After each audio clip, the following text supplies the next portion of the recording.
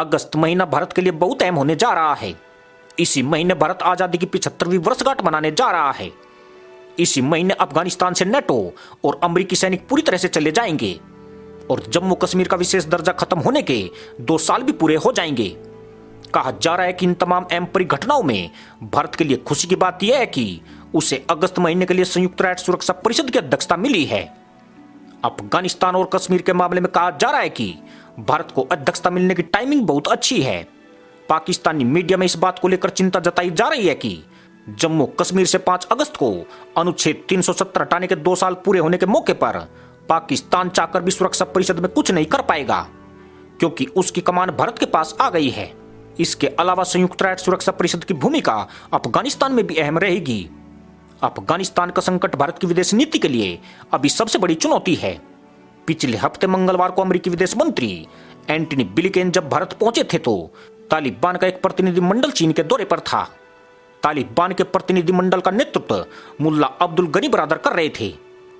इस प्रतिनिधिमंडल से चीनी विदेश मंत्री वांग यी ने पिछले हफ्ते बुधवार को उत्तरी चीन के तियानजिन में मुलाकात की थी। चीनी मीडिया के मुताबिक चीनी विदेश मंत्री ने तालिबान से मुलाकात में साफ कर दिया था कि तालिबान और आतंकवाद के बीच स्पष्ट फर्क रखना पड़ेगा। इसके साथ ही वांग यी ने यह भी कहा कि उसे चीन विरोधी आतंकवादी संगठन ईस्ट तुर्किस्तान इस्लामिक मूवमेंट से संबंध तोड़ने पड़ेंगे और विगर मुसलमानों के मामले में उसका कोई हस्तक्षेप स्वीकार नहीं किया जाएगा। तालिबान के प्रतिनिधिमंडल के दौरे को लेकर चीनी विदेश मंत्रालय के प्रवक्ता चाओ लियानजिन ने कहा कि तालिबान नेताओं ने चीन को आश्वस्त किया है कि अफगानिस्तान की जमीन से किसी भी तरह की चीन विरोधी गतिविधि नहीं होने दी जाएगी। तालिबान ने यह भी कहा कि वह भविष्य में अफगानिस्तान के विकास में चीन की अहम भूमिका चाहता है। चीन के लिए अफगानिस्तान काफी अहम है। मध्य एशिया पहुंचने के लिए अफगानिस्तान सबसे बेहतर जरिया है। चाइना पाकिस्तान इकोनॉमिक कॉरिडोर यानी सीपीईसी की सुरक्षा के लिए भी तालिबान का साथ चीन के लिए अहम है। पाकिस्तान में चीन की यह सबसे महत्वाकांक्षी परियोजना है। $60 अरब की यह चीनी परियोजना अफगानिस्तान और तालिबान के साथ के बिना अधूरी है।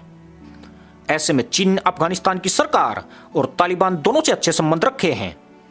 अगर अफगानिस्तान की सरकार जाती है और तालिबान सत्ता में आता है तो चीन के लिए सौदा करना मुश्किल होता नहीं दिख रहा है। दूसरी तरफ भारत ने अनाधिकारिक रूप से तालिबान से बातचीत देर से शुरू की है।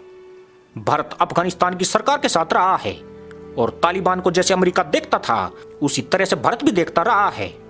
वह चीन का संपर्क तालिबान और अफगान सरकार दोनों से रहा है।